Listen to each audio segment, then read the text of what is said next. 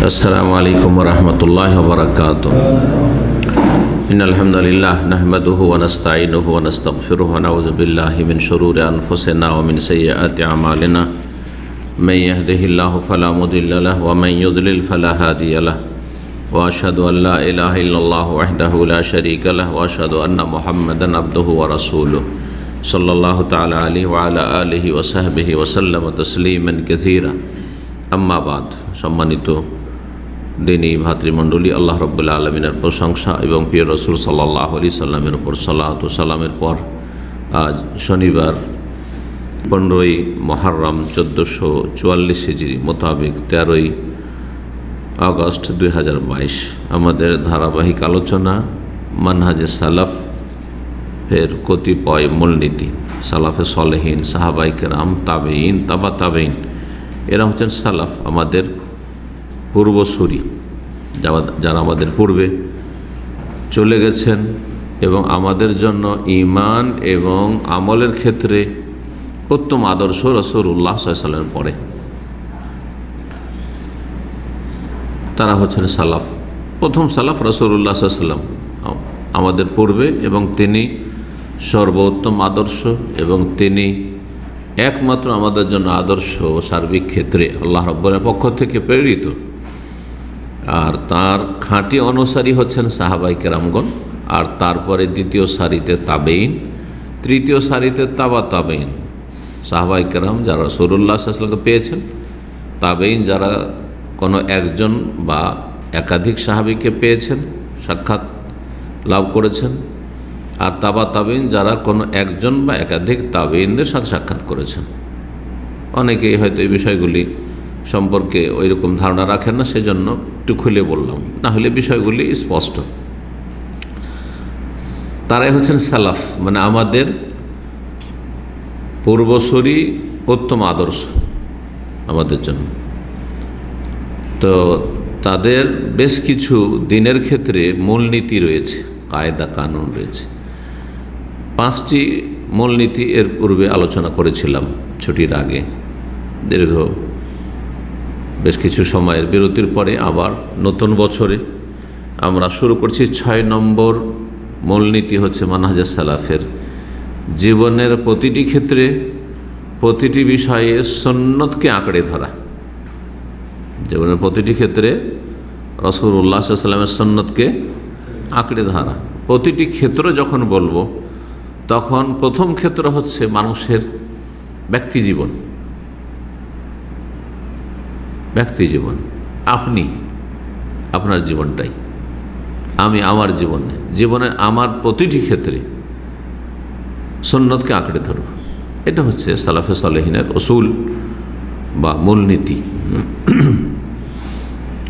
ব্যক্তি জীবনে প্রতিটি ক্ষেত্রে মানে সকাল থেকে সন্ধ্যা পর্যন্ত যা করি ব্যক্তি জীবনে আমার আকীদা আছে, একটা বিশ্বাস, ধর্মীয় বিশ্বাস। ব্যক্তি জীবনে আমার ইবাদত বন্দেগী আছে, ইবাদত বন্দেগীতে ফরজ আছে, সুন্নত নফল আছে। ইবাদত বন্দেগী মানে শুধু 5 ওয়াক্ত সালাত না, আরও ইবাদত বন্দেগী আছে, অন্য ইবাদত বন্দেগী আছে। রমজানের সিয়ামও আছে ফরজ। তারপরে মুসলিম নারীর জন্য হেজাব, সেটিও ইবাদত। ব্যক্তি জীবনের বিষয় এটি, কিন্তু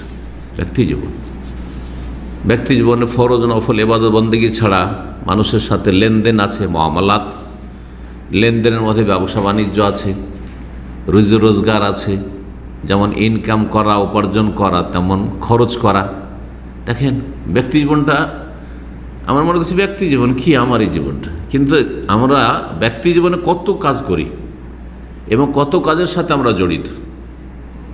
আকীদা ইবাদত হয়ে গেল, হ্যাঁ, ইবাদত ফরজ নফলের মধ্যে ধরেন দান খায়রাতের ইবাদতে যাকাত আছে আর নফল সাদকা আছে। সিয়াম যদি ফরজ সিয়াম আছে আর সুন্নত নফল আছে।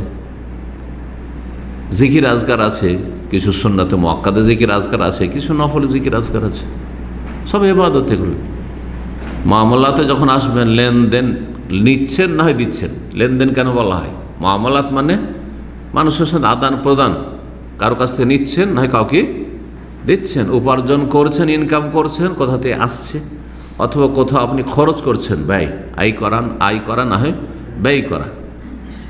এখানেও সুন্নতকে আঁকড়ে ধরতে হবে। এই নয় যে এই ক্ষেত্রে স্বাধীন, কেউ সুদ খাচ্ছে, কেউ ঘুষ খাচ্ছে, কেউ বেইমানি করছে, কেউ আত্মসাৎ করছে, কেউ ধার নিয়ে দিচ্ছে না, গড়িমসি করছে, না না। সুন্নাত মানে নবীর তরিকা, সুন্নাত মানে এখানে নবী সাল্লাল্লাহু আলাইহি আদর্শ, নবী সাল্লাল্লাহু আলাইহি আদর্শকে ধারণ করতে হবে। তো লেনদেনের ক্ষেত্রে একটা হচ্ছে আয় করা, ব্যয় করা, সেটা ব্যবসা বাণিজ্যের মাধ্যমে হোক, সেটা কৃষি কাজের মাধ্যমে হোক, সেটা চাকরি করে হোক। চাকরি করছেন, এখানেও লেনদেন। আপনি সময় দিচ্ছেন, শ্রম দিচ্ছেন, বেতন নিচ্ছেন। মালিক বেতন দিচ্ছে তো শ্রম নিচ্ছে, লেনদেন, মামলাত। এই জন্য এগুলোকে কি বলা হয় আরবিতে? মামলাত বলা হয়, লেনদেন। এর চাইতে ব্যাপক হচ্ছে আখলাক, চরিত্র, মানুষের সাথে আচার আচরণ, চলাফেরা। যেখানে থাকেন, কোনো জায়গায় বসে থাকলে আশেপাশে কোনো মানুষ আছে, তাদের সাথে চলাফেরার বিষয় আখলাক, উত্তম আচরণ। তারপরে রাস্তাঘাটে চললে, কোথাও বসবাস করলে, রুমে আসলে, আপনি কর্মক্ষেত্রে গেলে, মাঠে ঘাটে, যেখানে যান না কেন, দেশে বিদেশে যেখানে থাকেন না কেন, আখলাক, চরিত্র। তাহলে ব্যক্তি জীবনে এতগুলো দিক রয়েছে। জীবনের প্রতিটি ক্ষেত্রে কি করা? সুন্নতকে আঁকড়ে ধরা, মানে রাসূলুল্লাহ সাল্লাল্লাহু আলাইহি ওয়াসাল্লাম সুন্নতকে আঁকড়ে ধরা। ব্যক্তি জীবন, ব্যক্তি জীবনটা মানুষের কন্ট্রোলে। ব্যক্তি জীবনে সাধারণত কারো হস্তক্ষেপ চলে না, আর মানুষ খুব কম নিরুপায় হয়। কিছু কিছু ক্ষেত্রে হইতে পারে ব্যক্তি জীবনেও বাধা আসতে পারে, স্বাভাবিক। কিন্তু সাধারণত ব্যক্তি জীবনে যেই কাজগুলি রয়েছে, আমি হালাল খাবো, কেউ জবরদস্তি আমাকে হারাম খাওয়াইতে পারবে না। আমি 5 ওয়াক্ত সালাত আদায় করবো, পৃথিবীতে কোথাও 5 ওয়াক্ত সালাত আদায় করতে বাধা নেই। যে কোনো কাফের দেশেও চলে যান, যদি কাফের সামনে ধরেন খোলা মাঠে পড়তে দেবেন না, ফিল্ডে কোথাও পড়তে দেবেন না, তো ঘরে তো আর বাধা দিতে পারবে না, তাই না? মসজিদ নেই, যে কোনো জায়গায় সালাত হবে। তারপরে তো মুসলিমদের অবস্থা দেখেন কোথায়, কি অবস্থা। ব্যক্তি জীবনটা ইসলামী জীবন করা বা ইসলামী জীবন করে গড়া খুব সহজ, কিন্তু চেষ্টা করলে। ব্যক্তি জীবনে আমি কারো একটা পয়সা মারি খাবো না, এক্ষুনি যদি মরণ আসে কেউ আমার কাছে একটা পয়সা দাবি করতে পারবে না, এবং আল্লাহ রাব্বুল আলামিনের আসামের কারবারে আমি ফাঁসবো না। চিন্তা করেন না, ব্যক্তি জীবন।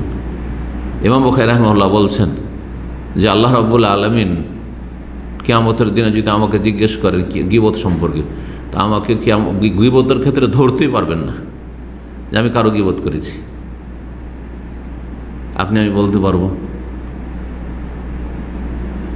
যেখানে সেখানে জানতে অজান্তে কারো বদনাম করে ফেলছেন আপনি, অথচ সেখানে কোনো সংশোধনমূলক উদ্দেশ্য নয়। এমন নয় যে এর কারণে কারো ক্ষতি হচ্ছে, ইমান আমলের ক্ষতি হচ্ছে। যেমন আমরা বেদাতি বক্তাদের সম্পর্কে ভুল ধরছি, এগুলো গীবত নয়, কারণ এগুলো সতর্ক করা, জাহান্নাম থেকে মানুষকে বাঁচাইতে হবে, চোখ খুলতে হবে। অথবা কারোর সাথে ব্যবসা বাণিজ্য করতে গিয়ে ফাঁসতে যাচ্ছেন, আপনাকে বাঁচাইতে হবে। বিয়ে শাদীর ক্ষেত্রে কোনো জায়গায় খারাপ জায়গায় ফাঁসতে যাচ্ছেন, বাঁচাইতে হবে। এইসব জায়গায় ঠিক আছে, কিন্তু বিনা উদ্দেশ্যে মানুষকে খাটো করার জন্য, ছোট করার জন্য, মানহানি করার জন্য যেসব নিন্দা চর্চা করা হয়, সেটা হারাম কাবিরা গুনাহ। ইমাম বুখারী রাহিমাহুল্লাহ ইয়াকিনের সাথে বলতে পারছেন, আল্লাহর সামনে হাজির হয়ে গীবত সম্পর্কে আমাকে জিজ্ঞেস করলে আল্লাহ আমাকে কোনো ক্ষেত্রে ধরতে পারবেন না। আল্লাহ মাকতাব তো আহাদান, কারো গীবত আমি করিনি। আজকাল সাধারণ মানুষ পাওয়া তো মুশকিল, আলেমও পাওয়া মুশকিল। আল্লাহ আমাদের মাফ করেন, হেফাজত করেন। অতীতে যা হয়েছে মাফ করেন, আগামীর জন্য সংশোধন করার তৌফিক দান করেন। নিজের সংশোধন আগে, জি, ব্যক্তি জীবনের, পরে সংশোধন পরে। নিজের সংশোধন আগে, অপরের সংশোধন পরে। কেউ যদি পর সংশোধন না হয় তা আমার তাতে যায় আসে না। চেষ্টা করেছি, বলেছি, যথেষ্ট হয়ে গেছে, আমার দায়িত্ব পালন করে দিয়েছি। কিন্তু আমার সংশোধন আমি যদি না করতে পারি তো আমি ফাঁসবো, আপনি ফাঁসবেন না। এই চিন্তাগুলি বেশি থাকতে হবে, এই চিন্তা কম আজকাল। পর নিয়ে ব্যস্ত মানুষ, নিজেকে নিয়ে ব্যস্ত না। সালাফরা এরকম করতেন না। তো সুন্নতি জীবন গড়া, এটা হচ্ছে জীবনের প্রতিটি ক্ষেত্রে কি করতে হবে? সুন্নতকে আঁকড়ে ধরতে হবে। ব্যক্তি জীবনে এতক্ষণ বললাম, তাহলে তারপরে আসবে এর চাইতে একটু প্রশস্ত জীবন, পারিবারিক জীবন। স্বামী স্ত্রী ছেলে মেয়ে একটা পরিবার, বাপ মার সাথে আছে, ওরা আপনার পরিবারের। ছোট কচিকাচা ভাই বোন আছে, তারা পরিবার। এই পরিবার নিয়ে কি করা, সুন্নতকে আঁকড়ে ধরা। পারিবারিক জীবন, স্বামী স্ত্রী ছেলে মেয়ে বাপ মা ভাই বোন যারা আছে সবাই মশার এক পরিবারে খাওয়া দাওয়া করছেন, চলাফেরা করছেন, সুন্নতকে আঁকড়ে ধরে আছেন। আপনাদের জীবনে বেদাত নেই, শিরক নেই, কাবিরা গুনাহ নেই, ফরজ অজব তরক নেই, হারাম নাজায়েজ নেই, আপনাদের পরিবারে বেপর্দা নেই, হ্যাঁ, আখলাক চরিত্র খারাপ নেই, কারো লেনদেন। আপনি বেমানি করেন না কেন? আপনার ভাই বেমানি করছে। আপনি বেমানি করেন, আপনি হারাম খান না কেন? আপনার বাপ মা হারাম খাচ্ছে, সুদের বন্ধকে জমির কারবার করছে। পারিবারিক জীবনে সুন্নতকে আঁকড়ে ধরতে হবে।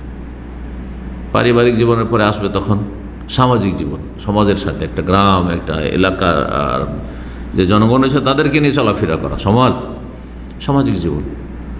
তারপরে আসবে আরেকটি জীবন, আর্থিক জীবন, অর্থ উপার্জন করা, ইনকাম করা। যদি সেটা ব্যক্তি জীবনের সাথে সংশ্লিষ্ট, আগে আলোচনা করেছি, কিন্তু এটা আরেকটা গুরুত্বপূর্ণ জীবন।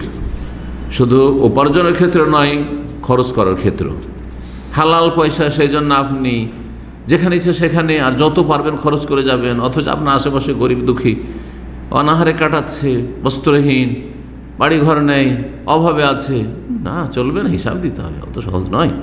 আমানত, আল্লাহর আমানত, আল্লাহর মাল, মাল উল্লাহ, আল্লাহ কোরআনে বলেছে। অর্থনৈতিক বিষয় জীবন একটা ক্ষেত্র, আর এটি রাষ্ট্রীয় ক্ষেত্র, রাষ্ট্রীয় ক্ষেত্র, আন্তর্জাতিক ক্ষেত্র, দেশের বাইরে, সারা বিশ্ব। বড় বড় যারা শাসক গোষ্ঠী তারা আন্তর্জাতিক ক্ষেত্রে নিজের কন্ট্রোল না, তারা অন্যকে দিয়ে কন্ট্রোল হচ্ছে। আপনি আমি কোথায়, ঠিক না? রাষ্ট্রীয় বিষয়, সমাজকে পারেন না, গ্রামের 10টা লোককে পারেন না, তেমনি গোটা দেশের কথা নিয়ে মাথা ব্যথা। কি করবেন? আপনার দ্বারা কি হইতে, আমার দ্বারা কি বা হইতে পারে। কিন্তু যতটা পারবো চেষ্টা করব, যতটা পারবো ভালো লোকের সংখ্যা বাড়াবার চেষ্টা করব দেশে, সমাজে, আর খারাপ লোকের সংখ্যা কমাবার চেষ্টা করব। এটা হচ্ছে আমর বিল মারুফ আর নাহিল মুনকার, ভালো কাজের উপদেশ দেওয়া, অন্যায় কাজে বাধা দেওয়া, যেটা উম্মতের উপর ফরজ, আল্লাহ কোরআনে বলেছেন। এবং এই উম্মত এই কাজটি করে, ভালো কাজের উপদেশ, অন্যায় কাজে বাধা দেয়, সেই জন্য শ্রেষ্ঠ উম্মত। কুনতুম খায়রা উম্মাতিন উখরিজাত লিন-নাস তা'মুরুনা বিল মারুফ ওয়া তানহাউনা আনিল মুনকার ওয়া তু'মিনুনা বিল্লাহ। তোমরা সবচেয়ে শ্রেষ্ঠ উম্মত, কারণ তোমার ভালো কাজের উপদেশ দেবে, আদেশ দেবে, অন্যায় কাজে বাধা দেবে। তার মানে কি? তার মানে যে ভালো কাজ বেশি হোক, ভালো লোকের সংখ্যা বেশি বাড়ুক, খারাপ লোকের সংখ্যা কমুক, খারাপ কাজ কমুক, এই কাজগুলি করবে সমাজে। যারা দাওয়ার কাজ করে আলহামদুলিল্লাহ, তারা এই কাজটা করে না? আপনার ভালো মানুষ, ভালো মানুষ তৈরি করার চেষ্টা করেন না? আপনি যেখানে যাবেন আপনার মতো করে লোকজনকে চেষ্টা করবেন যে আমার মতো হোক, ভালো হোক।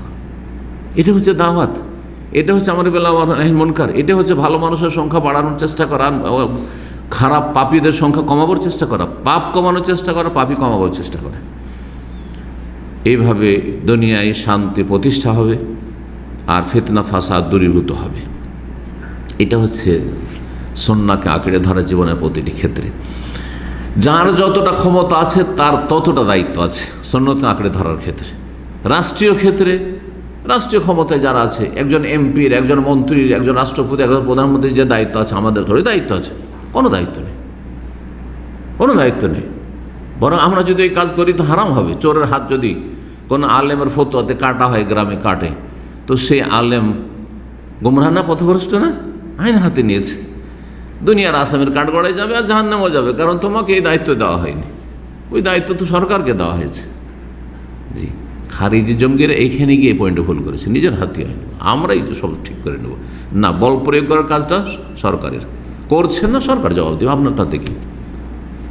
আপনি পারলে যদি পৌঁছিতে পারেন এমপি সাহেবের কাছে, তাকে গিয়ে বলেন। ডিসি সাহেবের কাছে পৌঁছিতে পারেন, তাকে গিয়ে বলেন। এসপি সাহেবের কাছে গিয়ে পৌঁছিতে পারেন, তাহলে বলেন যে ক্রাইম হচ্ছে, অপরাধ হচ্ছে, আপনারা এগুলোকে সামলান, বলেন। না পৌঁছিতে পারছেন, আপনার কোনো দায়িত্ব নেই। সুন্নতকে জীবনের প্রতিটি ক্ষেত্রে আঁকড়ে ধরা, এটি হচ্ছে সালাফদের মূলনীতি। দলিলে এখানে একটি হাদিস নিয়ে এসেছেন লেখক, অত্যন্ত গুরুত্বপূর্ণ হাদিসটি। ইরবাজ বিন সারিয়া রাদিয়াল্লাহু তাআলা আনহু, সাহাবী, তার কুনিয়ত ছিল আবু নাজিহ। তিনি বর্ণনা করছেন, আবু দাউদে হাদিসটি রয়েছে, বলছেন ওয়াজানা রাসূলুল্লাহ সাল্লাল্লাহু আলাইহি ওয়াসাল্লাম মাউইযাতান বালিগাতান, রাসূলুল্লাহ একদিন আমাদেরকে ওয়াজ করলেন, উপদেশ দিলেন। কীরকম? অত্যন্ত ব্যাপক, অর্থপূর্ণ, গুরুত্বপূর্ণ ওয়াজ, গুরুত্বপূর্ণ উপদেশ দিলেন। জারাফাত মিনহাল অয়ুন, তার এই ওয়াজ উপদেশ শুনে মানুষের চক্ষু হতে অশ্রু প্রবাহিত হইল, মানুষ কেঁদে ফেলল। ওয়াজিলাত মিনহাল কুলুব, আর মানুষের অন্তর আল্লাহর ভয়ে কেঁপে উঠল, নরম হয়ে গেছে মানুষের অন্তর, অন্তর মানুষের কেঁপে উঠেছে আল্লাহর ভয়ে, চোখ দিয়ে মানুষের ঝরঝর করে অশ্রু প্রবাহিত হচ্ছে। জনৈক সাহাবী জিজ্ঞেস করলেন, ইয়া রাসূলুল্লাহ, হে আল্লাহ রাসূল সাল্লাল্লাহু আলাইহি ওয়াসাল্লাম, কান্নাহা মাউইযাতু মুআদ্দিহ, মনে হচ্ছে যে এটি বিদায় ভাষণ, মনে হচ্ছে যে আপনার এটি এত আবেগের ভাষণ ছিল আর এত গুরুত্বপূর্ণ ভাষণ ছিল যে মনে হচ্ছে এইটি হচ্ছে শেষ ওয়াজ, এটি হচ্ছে বিদায় ভাষণ আপনার। কান্না মাওয়াজ, বিদায় করছেন, আর হয়তো আপনি আমাদের মাঝে বেশি সময় থাকবেন না, আর এরকম সুযোগ হয়তো পাবো না। আউসে না, সুতরাং আমাদেরকে বিশেষ কোনো ওসিয়ত করুন, মানে উপদেশ দেন। পয়সার উপদেশ একটি, ওসিয়ত, ওসিয়ত শব্দটি দুই ক্ষেত্রে ব্যবহার হয়। ওসিয়ত ধন সম্পদের, সেটা মানুষ মারা যাওয়ার পরে কোনো কিছু করতে বলে, এটাকে ওসিয়ত বলা। অমুক ওসিয়ত করেছে যে তার মারা যাওয়ার পরে মাদ্রাসায় যেন 5 বিঘা জমি দিয়ে দেয়, বা মসজিদে যেন ওই জায়গাটি দান করে দেয়, এটাকে ওসিয়ত বলা হয়। বা অমুককে এটা করিও, ওসিয়ত, ধন সম্পদের ওসিয়ত, ওসিয়তুল মাল। আরেকটি ওসিয়ত মানে নসিহত, ওসিয়াত মানে হচ্ছে নসিহাত, ওসিয়া মানে নসিহা মানে উপদেশ। যেমন বিদেহে আসছেন, আর কোনো যোগ্য মানুষকে অথবা বাপ মাকে বলছেন আমাকে কিছু উপদেশ দেন বা ওসিয়ত করেন বা কিছু নসিহত করেন, সবটাই ভাষা কিন্তু ওখানে প্রয়োগ করে। জি, তো আমাদেরকে কিছু ওসিয়ত করুন, উপদেশ দেন। রাসূলুল্লাহ তখন বলেন, উসিকুম বিতাকওয়াল্লাহ, তোমাদেরকে আল্লাহর ভয় ভীতির উপদেশ দিচ্ছি। তাহলে এটা ছিল এলমের ওসিয়ত, পয়সার ওসিয়ত নয়। তাহলে ওসিয়ত এলমের, আর ওসিয়ত পয়সার, মালের। এখানে ছিল আল্লাহর ভয় ভীতির উপদেশ। আল্লাহ কোরআনে কারিমে সমস্ত নবী রাসূলগণকে শুরু থেকে শেষ পর্যন্ত এবং প্রতিটি নবীর উম্মতকে এই ওসিয়ত করেছেন। কোরআনে কারিমে একটি আয়াত আছে, ওয়ালাকাদ ওয়াসাইনাল্লাযিনা উতুল কিতাবা মিন ক্বাবলিকুম ওয়া ইয়্যাকুম আনিত্তাকুল্লাহ, নিঃসন্দেহে আমি ওসিয়ত করেছি, আল্লাহ বলছেন। আল্লাহর ওসিয়ত এটি তো রাসূলুল্লাহর ওসিয়ত এখানে হাদিসে, কিন্তু কোরআনে বলা হয়েছে আল্লাহ ওসিয়ত করেছেন, ওয়ালাকাদ ওয়াসাইনাল্লাযিনা উতুল কিতাব মিন ক্বাবলিকুম, তোমাদের পূর্বে যাদেরকে কিতাব দেওয়া হয়েছে, যেসব নবী রাসূলকে কিতাব দেওয়া হয়েছে আর যেসব উম্মতকে কিতাব দেওয়া হয়েছে, বনী ইসরাঈল, তাওরাত, ইনজিল, জবুর, যাদেরকে দেওয়া হয়েছে, সুহুফে ইব্রাহিম, ওদেরকে, ওয়া ইয়্যাকুম, এবং হে শেষ উম্মত, হে শেষ নবী এবং শেষ নবীর উম্মত, তোমাদেরকে ওসিয়ত করছি আমি, আল্লাহ রাব্বুল আলামিন বলছেন, আনিত্তাকুল্লাহ, যে আল্লাহকে ভয় কর। আল্লাহকে মানুষ ভয় করলে আল্লাহর হক নষ্ট হবে না, মানুষের হক নষ্ট হবে না, কোনো ক্ষেত্রে কোনো পাপ হবে না। আর যদি হয়ে যায় তাহলে পাপের ওপর 1 সেকেন্ড টিকে থাকবে না, সাথে সাথে ফিরে আসবে, কারণ আল্লাহর ভয় আছে। যেমন আমরা চলাফেরার ক্ষেত্রে কখনো ইচ্ছা করে কিন্তু আছাড় খেতে চাই না, কিন্তু অনিচ্ছাকৃত ভালো মানুষ, জ্ঞানী, বুদ্ধিমান, আল্লামা, পরেশগারও আছাড় খেতে পারে, হোঁচট খেতে পারে। কিন্তু হোঁচট খাওয়ার সাথে সাথে কি করে মানুষ? তাড়াতাড়ি করে উঠার চেষ্টা করে। যদি শরীরে বল থাকে, অচল না হয়ে যায়, তাড়াতাড়ি উঠে যাওয়ার চেষ্টা করে যে কেউ দেখে না নাই, কেউ দেখে না নাই, যেরকম আছাড় খেয়ে নিয়েছে, ঠিক কিনা? ঠিক ওই রকম দিনের ক্ষেত্রে মানুষ ভুল করার পরে মানুষ যেন জানতে না পারে যে আমি এরকম অপরাধ করেছি। আল্লাহ জেনেছেন, আল্লাহ তাড়াতাড়ি আল্লাহর কাছ থেকে মাফ নেই। এটা হচ্ছে তওবা, এটা হচ্ছে দ্রুত তওবা। এদের প্রশংসা আল্লাহ করেছেন যে যারা ভুল করার সাথে সাথে তাড়াতাড়ি তওবা করে। আলাম ইউসিরু আলা মা ফালু, যা অপরাধ করে, যে ভুল করেছে তার উপর অবিচল থাকে না, চট করে ফিরে আসে। রাস্তাঘাট ভুল করে দিলে যেমন, যখনই বুঝতে পারেন যে রাস্তা তো ভুল করে দিয়েছে, যাচ্ছিলাম মক্কার দিকে, তো রাস্তা ধরে নিয়েছি, তো খাবজির দিকে ধরে নিয়েছি, তো কুয়েত পৌঁছে যাব, কিন্তু ইরাক পৌঁছে যাব হাফরুল ওয়াতন হয়ে, তাড়াতাড়ি করে ফিরে আসবেন, ইউটার্ন খুঁজবেন। কখনো এটা করবেন না যে যাক চলে এসে তো একটু এগিয়ে যায়। এরকম পাগল লোক কোথাও খুঁজে পাবেন না আপনি। ঠিক ওই রকমই দিনের ক্ষেত্রে চালাক হইতে হবে, যেমন দুনিয়ার ক্ষেত্রে চালাক মানুষ। তাকওয়া আল্লাহর ভয় ভিত্তির কথা বলছিলাম, সুবহানাল্লাহ, অত্যন্ত গুরুত্বপূর্ণ বিষয়। প্রথম ওসিয়ত হচ্ছে আল্লাহকে ভয় করো, এই ওসিয়ত করছি। ওয়াসসামি ওয়াত তাআত, দ্বিতীয় ওসিয়ত হচ্ছে যে তোমরা শুনবে এবং মানবে। কার কথা? কার কথা শুনতে হবে, মানতে হবে? বড়োর কথা, যে আমার আপনার উপরে আছে তার কথা শুনতে হবে, মানতে হবে। সেটা আল্লাহ এবং রসুলের কথা শোনার পরে আতিউল্লাহ আতিউর রসুল হয়ে গেল। আর তারপর উলিল আমরি মিনকুম, তোমাদের নেতৃস্থানীয় হচ্ছে প্রথম সরকার, শাসক। সে শাসকের নাম খলিফা হোক, আর সে শাসকের নাম কিং হোক, রাজা হোক, আর সে শাসকের নাম রাষ্ট্রপতি হোক আর প্রধানমন্ত্রী হোক, আর সে শাসকের নাম আর ডিসি হোক আর ডিএম হোক আর কিছু হোক, চেয়ারম্যান হোক আর প্রধান হোক। এক এক দেশে এক এক অঞ্চলে এক এক রকম, তাই না? যেটাই হোক না, এক এক যুগে এক এক রকম। এমন কি নামতে নামতে চলে আসেন, আপনি যে কোম্পানিতে চাকরি, সেই কোম্পানিতে ওপরে প্রথম কফিল বস, তারপরে আছে জেনারেল ম্যানেজার, তারপরে আরও কত ম্যানেজার আছে, কত রকমের ম্যানেজার আছে, পার্সোনাল ম্যানেজার, তো এই ম্যানেজার, তো সেই ম্যানেজার, করতে করতে আপনার সুপারভাইজার, তো ফোরম্যান, আপনার 5টা 10টা লেবারের ওপরে একজন আছে ফোরম্যান। হ্যাঁ, উলিল আমরের মধ্যে অন্তর্ভুক্ত। তাদের যদি দিক নির্দেশনা শোনেন এবং মানেন, তাহলে আপনিও সুখে থাকবেন আর কোম্পানিও সুখে থাকবে। আর যদি সেখানে হটকারিতা দেখান যে আমার উপরে যে ফোরম্যান, সে তো অযোগ্য, কিছুই জানে না, তাকে কেন ফোরম্যান বানিয়েছে, মানি না তাকে, তো আপনাকে সে তাড়াইবার চেষ্টা করবে না, করবে না? আপনি তাকে সরাবার চেষ্টা করবেন আর সে আপনাকে সরাবার চেষ্টা করবে। শান্তিতে কেউ থাকবেন না। এটা হচ্ছে দুনিয়া, এটা হচ্ছে দুনিয়া। তো কোরআন সুন্নাতে যে শুনতে আর মানতে বলা হয়েছে, বাস পাপের কথা শোনা নয়, জায়েজ কথা শুনতে বলা হয়েছে, এটা একটা শর্ত লাগানো হয়েছে। আল্লাহ এবং রসুল কখনো কোনো গুনার কথা বলেননি, সেটা আল্লাহ এবং রসুলের সব কথাই মানা ফরজ করা হয়েছে। তারপরে যত দুনিয়ার নেতা মাথা আছে, বাপ মা, এমনকি বাপ মা ঘরের, তাদের কথার মধ্যে জায়েজ কথা শুনতে হবে, না জায়েজ নয়। শুধু ফরজ আজও শুনতে হবে নয়, একটা জায়েজ কথা, বৈধ কথাও যদি বলে, তারপরেও বাপ মার কথা শোনা ফরজ হয়ে যায়। তখন বলেছে, তখন জরুরি শুনতে হবে। যা এখন হাটে যা, অমুক জিনিসটা নিয়ে আয়, ওইটাই খেতে হবে, ওই দিন জরুরি না, কিন্তু মাছ খেতে হবে জরুরি নয়, কিন্তু বাপ বলছে না, মা বলছে যারা ওইটাই নিয়ে, তো সেটাই নিয়ে আসতে, এইটাই কর, ওইটাই করতে হবে। হ্যাঁ, না যায় যদি বলে যা মারামারি কর, যা ওর বাড়ি থেকে চুরি করে আয়, বলছে হারাম, যা সিগারেট এনে দে আমাকে। মা বলছে জর্দা খাওয়া, মা আজকাল আপনাদের অনেকের আছে, জর্দার পান নিয়ে যা, না নিয়ে আসবেন না, বলছে না, এটা পারবো না, ফালা তোতে হেম, আল্লাহ বলছেন না, গুনার কথা শুনিও না। যে সূরা লোকমানে তো শুনতে হয়। দ্বিতীয় ওসিয়ত হচ্ছে শুনবেন, মানবেন, এতে সবাই শান্তিতে থাকবেন। ওয়াইন তাআম্মারা আলিক আবদুন হাবাসি, এমনকি তোমাদের ওপর যদি নেতা হয়ে যায় কোনো কালো হাবাসি নিগ্রো গোলাম। হাবাসি মানে কি?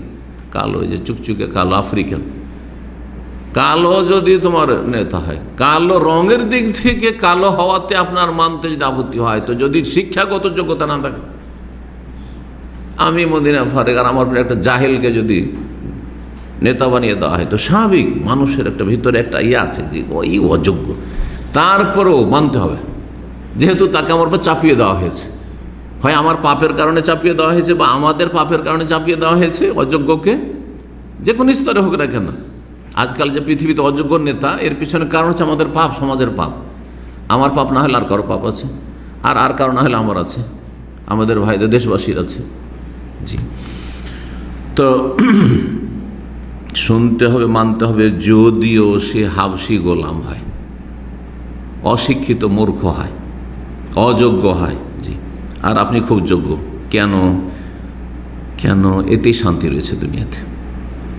ফাইন্নাহু মান ইয়াইশ মিনকুম বাদি, কারণ শুনে রাখো আমার পরে তোমাদের মধ্যে যারাই কিছু সময় বেঁচে থাকবে, আয়ু পাবে, ফাসায়ারা ইখতিলাফান কাসীরা, তাহলে তারা নিশ্চিত অনেক বিরোধ দেখবে, মতানৈক্য দেখবে, দলাদলি দেখবে, জি, বিভেদ দেখবে, ভাঙন দেখবে, এগুলো হবে। নবী সাল্লাল্লাহু আলাইহি ওয়াসাল্লামের জামানায় এক রসুল, আর এক রসুলের উম্মত হচ্ছে সবাই সাহাবি, মুহাজিরিন আনসার, আর সবাই এক অন্তরের মতো রাসূলুল্লাহ সাল্লাল্লাহু আলাইহি ওয়াসাল্লামকে আল্লাহর পরে অন্ধভাবে মানে, ঠিক না?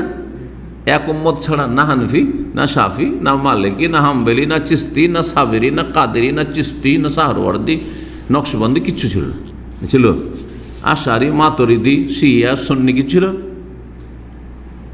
কিন্তু নবী সাল্লাল্লাহু ভবিষ্যৎবাণী করছেন, দেখো কিছু সময় বেঁচে থাকো, তখন দেখতে পাবে যে কী ভাঙন ধরছে। ভাঙন ধরল 35-36 হিজরি আসতেই শিয়া বেরোলো একদল, আর একদল খারিজি জঙ্গি বেরোলো, দুটো দল প্রথম বেরোলো, আর একটা আহলে সুন্নাত আসলটা থাকলো আহলে সুন্নাত, তাহলে তিনটা হয়ে গেল। এখানে 73-এ তিনটা হয়ে গেল 35-36 হিজরিতে, ওই সময়টাতে।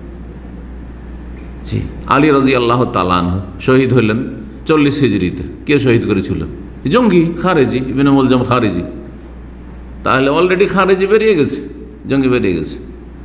তারপরে আস্তে আস্তে ফিরকা বাড়তে থাকলো, কাদরিয়া, তো মুতাজিলা, জাহমিয়া, আর কত রকমের বেরিয়ে আসলো। জি হ্যাঁ, মুরজিয়া, অনেক ইখতিলাফ দেখবে। ইখতিলাফ দেখবে, ভবিষ্যৎবাণী হলো সমাধান। এত যখন দলাদলি আর হানাহানি দেখবো, বিভেদ দেখবো, সমাধান কি? হ্যাঁ, দেখেন হানাফি, এক হানাফি মযহাবের লোককে যদি দেখেন কত তরিকাত, পীরগুলি গণেন আপনার দেশে, তাহলে বুঝতে হবে কত তরিকত আছে। ওটি বাদ দেন, হানাফিদের মধ্যে মোটা মোটা যদি গণনা হয়, দেওবন্দি একটা, এটা তবলিগি জামাত, একটা জামাতে ইসলামী, একটা হচ্ছে বেরলভি। বেরলভির মধ্যে সবগুলি মাজার পূজারি, আটরসি থেকে শুরু করে দেওয়ানবাগি, যত ভান্ডারি, যতগুলি মাজার পূজারি আছে, ফুলতুলি, মানে একটাতে কতগুলো ঢুকে আছে, কথা বুঝতে পারছেন? একটা কাদিয়ানি, তাহলে সবাই কিন্তু হানাফি দাবিদার। দেওবন্দিরাও বলছে হানাফি, তবলিগিরাও বলছে হানাফি, জামাত ইসলাম মওদুদি বলতে হানাফি, তারপরে আপনার কি বলছে বেরলভিরা বলছে আমরা হানাফি, সবাই বলছে আসল হানাফি, খাঁটি হানাফি, আর ওরা বলছেন না নকল হানাফি। এক হানাফি থেকে এতগুলো বেরোল, কথা বুঝতে পারছেন? আর সুফিদের আরও তরিকাগুলি আছে, ওগুলো তো গণাবার সময় নেই। তো অনেক ইখতিলাফ দেখবে, সমাধান কি? কোনটা নেব, কোন পথে যাব? আজকাল মূর্খ সমাজের লোকেরা কি বলে, এত আলেমদের আর হুজুরদের, হ্যাঁ, মতের শেষ নেই আর ইখতিলাফের শেষ নেই, কোনোটাই নেব না, যা নাস্তিক। তাহলে এটা চলবে? এটা সমাধান হইল না যে কোনো আলেমের কথা নেব না, কার কথা শুনবো? কারোর কথা শুনবো না, তাহলে নাস্তিক হয়ে যেতে হবে, সেকুলার হয়ে যেতে হবে, ধর্ম নিরপেক্ষ। আমি নিরপেক্ষ, নিউট্রাল, আমি কোনো ধর্ম ইসলামে নেই, ঠিক না? নিউট্রাল যে হয়ে যাবে ইসলাম থেকে, সেই ব্যক্তি মুরতাদ আসলে। এই জন্য ধর্ম নিরপেক্ষতা কুফরি মতবাদ, এটা সমাধান নাই। সমাধানটা রাসূল বলেছে 1400 বছর আগে, ফাআলাইকুম বিসুন্নতি ওয়া সুন্নাতিল খুলাফায়ে রাশিদিন আল মাহদিন বাদি। সমাধান হচ্ছে আমার সুন্নতকে আদর্শ কাঁকড়ে ধরো, নবীর তরিকা তালাশ করো। নবীর তরিকা যদি দেওবন্দি হয়তো দেওবন্দি নাও, তবলিগি হয়তো তবলিগি নাও, যদি ইখওয়ানি জামাতি হয় সেটা নাও, কাদিয়ানি হয়তো সেটা নাও, কিন্তু তদন্ত করে পড়াশোনা করে, এই যে লেখাপড়া করে অন্ধভাবে নয়। 1400 বছর আগে যে ইসলামের ওপর রাসূল ছেড়ে গেছে, ওই ইসলামটা নাও, সহজ ভাষায় ওই ইসলামের দিকে ফিরে যাও, তাহলে সমাধান হয়ে যাবে। আমার সুন্নতকে আঁকড়ে ধরো, আর আমার সুন্নতের পরিচয় হচ্ছে আমার পরে খোলাফায়ে রাশিদিনের সুন্নত। 4 খলিফা আছে খোলাফায়ে রাশিদ, আবু বকর 14 বছর, ওমর রাদিয়াল্লাহু তাআলা আনহু হচ্ছেন 10 বছর, তার একটু বেশি, ওসমান রাদিয়াল্লাহু 12 বছর, আর আলী রাদিয়াল্লাহু তাআলা আনহু 5.5 বছর। ব্যাস, এই 4 জন খলিফা রাশিদিন। আর মাত্র 6 মাস হাসান রাদিয়াল্লাহু আনহু, তিনিও খলিফা রাশিদ, কিন্তু মাত্র 6 মাসের কারণে তাকে অনেকে গণনা করে 4 জন খলিফা রাশিদ বলে থাকেন, কিন্তু তিনিও 5ম খলিফা। অল্প সময় হওয়ার কারণে সেটাকে বাবার খেলাফতের সাথে অ্যাড করে দেওয়া হয়েছে যেন। তো এতদূর পর্যন্ত খাঁটি ইসলাম ছিল, আর তারপরে একটু একটু করে ফসকিতে শুরু করেছে, একটু একটু করে সরতে শুরু হয়েছে, একটু সরেছে প্রথমখানে, আর তারপরে আস্তে আস্তে দূরে সরতে শুরু, আরও দূরে সরতে সরতে এই হচ্ছে আমাদের দশাই, হচ্ছে আমাদের বর্তমান অবস্থা। জি, বিভিন্ন দিক থেকে, আকীদার দিক থেকে, আখলাক আমলের দিক থেকে, আর ধার্মিকতার দিক থেকে কত দূরে চলে এসছে মুসলিমরা ইসলাম থেকে। তো খোলাফা রাশেদিন হেদায়েত প্রাপ্ত, তারপরে তাকিদ আর মাহদিন, যারা যাদের হেদায়েত নিশ্চিত, আবু বকর, ওমর, ওসমান, আলী, এসব খোলাফার মাহদি, তারা হেদায়েত প্রাপ্ত। তাদের মাধ্যমে মানুষ হেদায়েত পেয়েছে, এবং তাদের অনুসরণে হেদায়েত নিশ্চিত। তারা নিজেরা হেদায়েতের ওপর এবং অন্যরা তাদের দ্বারা হেদায়েত প্রাপ্ত। আরও তাকিদ করছেন আব্দু আলিহ বিন নওয়াজিজ, মাড়ির দাঁত দিয়ে কামড়ে ধরো আমার সুন্নতকে আর খোলাফার সুন্নতকে। মাড়ির দাঁত দিয়ে তো সুন্নতকে কামড়ে ধরা যায় না, কিন্তু এটি হচ্ছে ভাষার অলঙ্কার। যেমন সামনের দাঁত দিয়ে যদি একটা কিছু কামড়ে ধরেন আর একটু জোরে টান দেয় তো দাঁত ভেঙে নিয়ে যাবে। ধরেন একটা লাঠি বা কঞ্চিতে কামড় দিয়ে ধরে আছেন সামনের দাঁত দিয়ে, বা একটা ধরেন আর কিছু, কোন ফল বলবেন একটু শক্ত কিছু, হ্যাঁ কাপড়, আরে শক্ত কিছু বলেন, আমরাটা দাঁতে সামনের দাঁতে, আর যদি ধরে টান দেয় এরকম বড় কিছু, ওটা ধরে হয়তো টানা যাবে কিনা, একটা কিছু যেটা দিয়ে টান দেওয়া যায়, মোট কথা টান দিলে হয় টেনে ফেলবে, দাঁত বাঁচবে, আর না হলে দাঁত ভাঙবে, তারপরে টেনে নিতে পারে। কিন্তু মাড়িতে যদি কামড়ে ধরে থাকেন তো সেখান থেকে বের করা অত সহজ নেই। এর সাথে যেন তুলনা করা হয়েছে কি, কাকে? সুন্নতকে এমন শক্ত করে ধরে রাখা, যতই প্রতিকূল অবস্থা হোক। কাফের দেশে বাস করেন আপনি, একদম নিকৃষ্ট মানুষদের সমাজে বাস করেন আপনি, এমন মানুষ যেখানে আল্লাহ বললে মারা লোক নেই, শিরক কুফরি এলাকায় বাস করেন, মাজার পূজারীদের মধ্যে বাস করেন, এমন করে সুন্নতকে আঁকড়ে ধরে আছে, আপনার কাছ থেকে সুন্নত কেড়ে নিতে পারেন। বাতাস যেদিকে যাক না কেন আপনি অটল হয়ে রয়েছেন সেই ঝড়ো বাতাসে। এটা হচ্ছে মাড়ির দাঁত দিয়ে কামড়ে ধরে থাকা। ওয়াইয়াকুম, আর বিপরীত হচ্ছে নতুন নতুন অনেক কিছু দেখবে, ওগুলো থেকে সাবধান। ধর্মের নামে যত নতুন কিছু দেখবে সাবধান, সেগুলোর নাম বেদাত। বলছে ওয়াইয়াকুম মুহদাসাতিল উমুর, আর সাবধান তোমরা নতুন নতুন কথা কাজ থেকে। ফাইন্না কুল্লা মুহদাসাতিন বিদআহ, কারণ প্রত্যেক নতুন কাজ দুনিয়ার ক্ষেত্রে নয়, যান্ত্রিক সভ্যতার ক্ষেত্রে নয়, সায়েন্স টেকনোলজির ক্ষেত্রে নয়, কিসের ক্ষেত্রে? ধর্মীয় বিষয়, দিনের বিষয়, প্রত্যেক নতুন কাজ হচ্ছে বেদাত। ধর্মের নামে যতই নতুন, ইসলামে কোরআন সুন্নাতে যে পরিভাষাগুলি পাচ্ছেন, এছাড়া কোরআন সুন্নাতে ঈমান আছে কিনা? ঈমান শব্দ আছে না? ইসলাম শব্দ আছে না? তৌহিদের কথাও আছে না? কিন্তু তাসাউফ, সুফিবাদ, সুফি পীর মুরিদি, সুফিজম, ইসলামে নেই, কোরআন হাদিস কোথাও নেই। তাহলে বোঝা গেল এই শব্দ বেদাত, এই শব্দ বেদাত। ইসলামে লাইলাতুল কাদার আছে না নেই? কদর, ইন্না আনজালনা ফি লাইলাতিল কাদর, কোরআনে আছে। কিন্তু লাইলাতুল বারাত, শবে বারাত, শবে কাদার তো আছে, সব মানে রাত, তো লাইলাতুল কাদার মানে শবে কাদার। কিন্তু লাইলাতুল বারাত, শবে বরাত কোরআন হাদিসে কোথাও আছে? ওয়াইয়াকুম মুহদাসাতিল উমুর, প্রত্যেক নতুন কথা কাজ থেকে বেঁচে থাকো, কারণ প্রত্যেক নতুন কথা কাজ হচ্ছে বেদাত। সুন্নত হচ্ছে লাইলাতুল কাদার, আর বেদাত হচ্ছে শবে বরাত। শবে কাদার সুন্নত, আর শবে বরাত হচ্ছে বেদাত। জি, এইভাবে ফাইন্না কুল্লা মুহদাসাতিন বিদআহ কুল্লু বিদআতিন দালালাহ, আর প্রত্যেক বেদাত হচ্ছে গুমরাহি। গুমরাহি মানে কি? রাস্তা হারিয়ে দাও। গুম মানে হারিয়ে যাও, গুম কথাটি কিন্তু বাংলায় ব্যবহার হয়, তাই না? আর রাহ মানে রাস্তা, ফার্সি শব্দ। রাস্তা হারিয়ে দাও মানে কিসের রাস্তা হারিয়ে দিলেন? যে ব্যক্তি বেদাত করলো সে জান্নাতের রাস্তা হারিয়ে দিল, ওই রাস্তায় চলতে থাকলে জান্নাত হারিয়ে যাবে, পাবে না। এটা হচ্ছে গুমরাহির মানে, দলালার মানে। হেদায়াত মানে জান্নাতের রাস্তা, সঠিক পথের পথিক হওয়া, আর হেদায়াতের বিপরীত হচ্ছে দলালা, গুমরাহি মানে রাস্তা হারিয়ে ফেলা। কিসের রাস্তা হারিয়ে ফেলা? জান্নাতের রাস্তা হারিয়ে ফেলা। অর্থাৎ সুন্নতের ওপর কেউ যদি কায়েম প্রতিষ্ঠিত থাকে তাহলে শেষ প্রান্তে জান্নাত পাবে, জান্নাতের পথের পথিক সে। আর যদি কেউ বেদাতের পথিক হয়, শিরকের পথিক হয়, তাহলে সেই ব্যক্তি রাস্তা হারিয়ে দিল, পথভ্রষ্ট হয়ে গেল। সুতরাং রাস্তা জান্নাতে যখন হারিয়ে দিল, শেষ প্রান্তে জাহান্নাম আছে, জান্নাত পাবে না, কোনোদিন জান্নাতে পৌঁছতে পারবে না। এটি হচ্ছে এই দলাল। ফাইন্না কুল্লু বিদআতিন দালালাহ। নাসাইর রেওয়ায়েতে রয়েছে একটু বাড়তি, এখানে আবু দাউদ তিরমিজির কথা রয়েছে, কিন্তু অন্য আরেকটি রেওয়ায়েত শুধু এসছে নাসাইতে, সেটা কুল্লু দালালাতিন ফিন্নার। আর প্রত্যেক গুমরাহির পরিণাম হচ্ছে জাহান্নাম, রাস্তা হারিয়ে দেওয়ার পরিণামই হচ্ছে জাহান্নাম। এই কথাটি সুনান নাসাইতে রয়েছে এবং ইমাম তিরমিজি হাদিসটিকে সহিহ বলেছেন। ইমাম আবু নঈমও তিনিও সহিহ বলেছেন, ইমাম নবী সহিহ বলেছেন, আল্লামা আলবানী রাহিমাহুল্লাহ হাদিসটিকে সহিহ বলেছেন।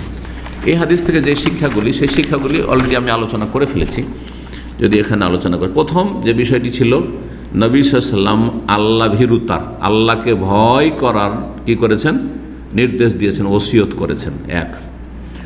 2 নম্বর, শুনতে হবে আর মানতে হবে কার কথা? নেতা মাথাদের কথা। নেতা মাথা, যে কেউ আপনার নেতা মাথা, ছোট নেতা হোক আর বড় নেতা হোক, ছোট নেতা হোক আর বড় নেতা হোক। 3 নম্বর যে বিষয়টি, সেটা হচ্ছে নবী সাল্লাল্লাহু আলাইহি ওয়াসাল্লামের সুন্নতা, তরিকাকে আঁকড়ে ধরে থাকতে হবে। তো নবীর তরিকাকে যখন আঁকড়ে ধরে থাকবেন, তো অন্য কোনো তরিকায় যাবেন না। কেন আপনার চিস্তিয়া তরিকা আসবে? কেন আপনার চরমনাই তরিকা আসবে আপনার সামনে? কেন আপনার সামনে সারসিনা তরিকা আসবে? কেন আপনার সামনে ফুরফুরা তরিকা আসবে? নবীর তরিকা আমার জন্য আছে 1400 বছর আগে, তো এটাই ইসলাম। জি, যদি বলেন যে না চরমনাই তরিকাটা নবীর তরিকা, তাহলে সারসিনাটা তো দুটোতে ভিন্নতা কেন হইল? তাহলে ধোকা দিয়ে কোথায় যাবেন আপনি? একটা তরিকা, ইসলামের তরিকা একটা, এত তরিকা কর্তৃক আসলো তাই। জি, তাহলে বোঝা গেল প্রত্যেকটা তরিকাতে যখন ভেজাল ঢুকেছে, তখন তার আলাদা আলাদা নাম হয়ে গেছে, ছাঁটাই হয়ে গেছে, এদিক সেদিক চলে গেছে, গোমরা হয়ে গেছে।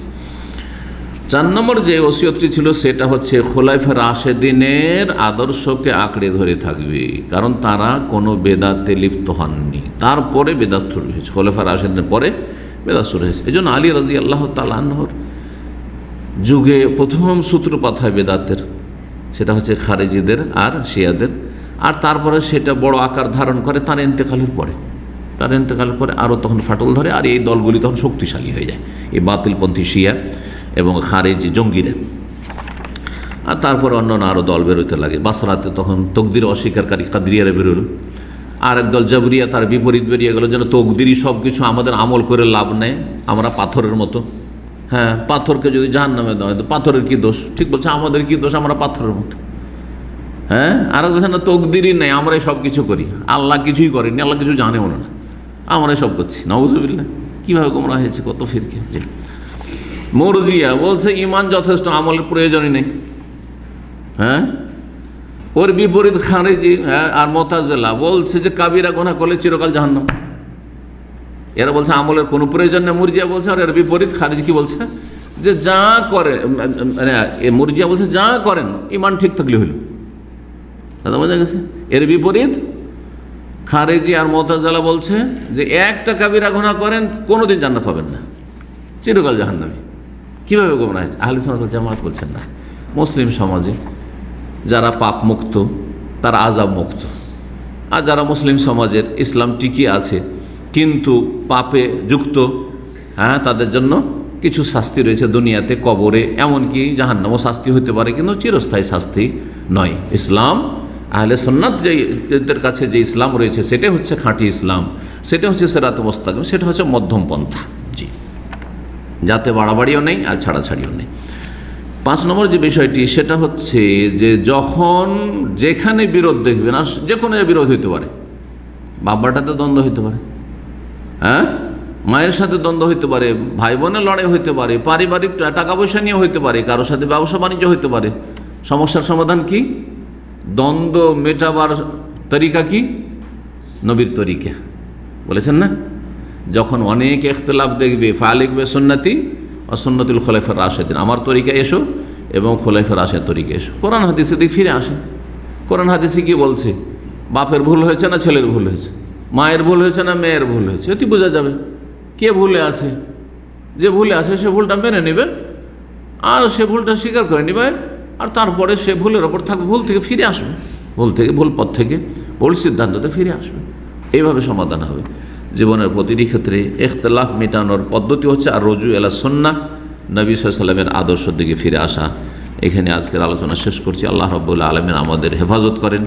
যেই দিনগুলি আমাদের সামনে বাকি আছে আল্লাহ ভালো অবস্থায় রাখেন, আর যেই দিনগুলি চলে গেছে আর ভুল ভ্রান্তি হয়েছে আল্লাহ যেন আমাদের মাফ করে দেন, জান্নাতুল ফিরদৌস নসিব করেন, জাহান্নামের আযাব থেকে রক্ষা করেন, সমস্ত গুমরাহি থেকে, ফিতনা থেকে, বালা মুসিবত থেকে, জালেমের জুলুম থেকে আল্লাহ রাব্বুল আলামিন, আর কারো উপর জুলুম করা থেকে আল্লাহ যেন আমাদেরকে বাঁচান। আমাদের দ্বারা কারো উপর যেন জুলুম না হয়, আর আমাদের উপর কোনো জালেম যেন কোনো রকমের জুলুম করার সুযোগ না পায়। আল্লাহ আমাদের সকলের হেফাজত করেন। ওয়া সাল্লাল্লাহু আলা নবিয়িনা মুহাম্মদ ওয়া আলা আলিহি ওয়া সাহবিহি আজমাইন।